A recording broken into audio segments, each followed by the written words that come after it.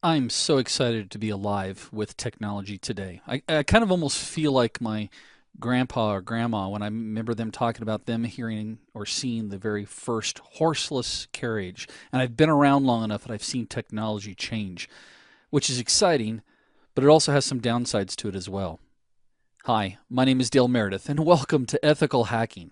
This is such an exciting series, and you're going to see a bunch of different courses come out concerning ethical hacking, preparing you not only for the Certified Ethical Hacking exam, but also making you aware of what's out there.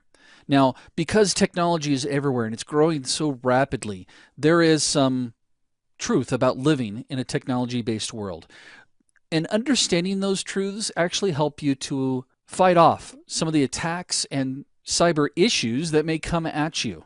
Now, what do I mean by understanding the truth about living in a technology world? Well, first of all, they are predicting that by 2017 that the global cybersecurity market is expected to go from $64 billion in 2011 to $120 billion. Well, why so much? Why such an increase? Well, the issue here is really that cybercrime is up. Cybercrime is a growing industry. The returns are really great for the hacker, and the risks are extremely low.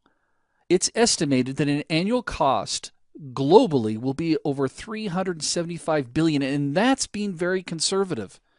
There are some estimates that go up to 575 billion. Now let's put that in perspective. If you took all the revenues from the top technology companies, Microsoft, Google, Amazon, eBay, Yahoo, Apple, and Netflix combined, you wouldn't get close to what cybercrime is doing. Let's look at this a different way. The cybercrime victims per year is over 566 million victims. Let's break that down. That equals out to be 1.5 million victims per day, or 18 victims per second. Now, the cost of cybercrime includes not only the effects to businesses, but also to hundreds of millions of people globally. Over 657 million identities will be exposed, and a majority of those will end up being stolen. In fact, of that, 40 million were from the United States, 54 million from Turkey, 20 million from Korea. This isn't just a single country issue, this is a global issue. And the cost of cybercrime will continue to increase as businesses move more of their functions to an online presence and as more companies and customers around the world get connected. And again, this is not limited to just a single or just a couple industries.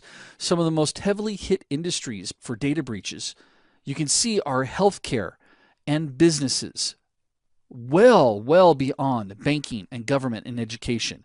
And a lot of times people look at that and they go, well, I would think that banking would be a bigger hit. Well, not really. Think about the information I can gather from healthcare. Tons of identity information, social security numbers, income. Businesses is going to be your customer base. Businesses also include the loss of intellectual property. This is a big issue. We've got major countries that are stealing intellectual properties from other countries, and they'll continue to do that so long as the acquiring countries improve their ability to make use of this information and to manufacture competing goods. One of our biggest issues is how it's controlled. Governments have got to get serious about somehow controlling this environment. I'm not saying government control, but prosecution. I mean, think about this one. If you come home and somebody's broken into your front door, who do you call? Right. Police, local police. They come out, they help you out, right? If somebody steals your credit card, okay, granted, you may contact your credit card company and say, hey, there's a weird charge on my card, and they refund that. But who goes after that person? How do you go after somebody in a completely different country? So I got to ask you the question. How protected do you feel? Let's take a look at what's going on right now.